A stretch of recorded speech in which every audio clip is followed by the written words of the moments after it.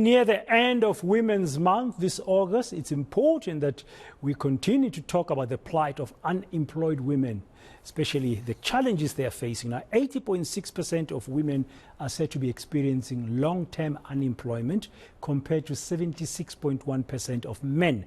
National Debt Advisor spokesperson Samantha Moyana joins us now to give us more details about these numbers, which are not great for our women in our country. Samantha, good afternoon. Welcome to today, and thank you very much for your time. It's not a very good picture that we see when it comes to unemployment and how it's affecting women, especially on a long-term basis. Good afternoon. Thank you so much for the opportunity.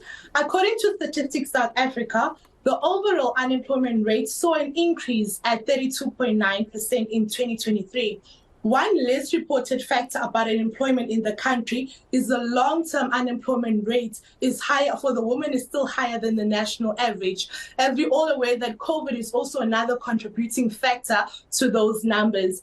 Women in the country face challenges due to unemployment, and that is hindered by many things, as women are not given the same opportunities as men in the work environment. It is also difficult for one who is unemployed to find employment compared to one who's actually fully employed.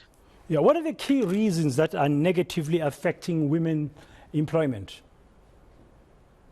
I would also say one of them is that gender equality. Companies need to implement guidelines that would allow that both gender employment and give them both genders actually opportunities to actually get employment.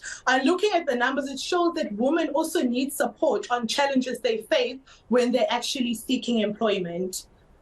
Yeah. Now, as national debt advisors, your base of clients, is it more female today than men? Have you seen an increase, for example, over the last 2-3 years, especially during the pandemic and post the pandemic, of women who are seeking help from you? At National Debt Advisors, our total number of clients increased by 68% in 2023, with single women applicants increasing by 46% between 2022 and 2023, while women who applied jointly are also increasing at 26%. Yes, it is gradually increasing because we also see that a number of 82% of women is actually also have applied for home loans. So are you seeing an increased number of women looking for secured debt, like home loans, vis-a-vis unsecured debt? Yes, most definitely. Although that has actually been they've been actually affected by that due to the repo rate. Hence why we're having a lot of women with secured debt actually applying for the debt review program. Yeah, it is Women's Month. Perhaps you can take a moment and share with us what kind of tips you could give to women in terms of managing their debt.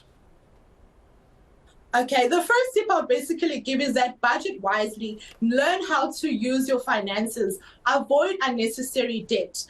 Have a need as to why you're actually applying for the specific loan or this credit card. Learn about finances as well. Make internet your friend. Google on how to actually work your finances and build an emergency fund which will curb you from actually applying for unnecessary debt. Then lastly, seek professional help. We at National Debt Advisors, being one of the leading debt counseling companies in South Africa, we are always then willing to assist clients who are overwhelmed in debt. Yeah, personal finance education is also important. I mean, is it easily, readily available? From National Debt Advisors' perspective, do you know if women can access financial education easily?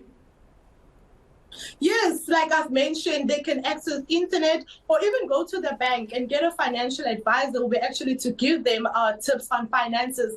That people can watch videos on the internet and YouTube. There's so many ways that you can actually educate yourself when it comes to personal finance.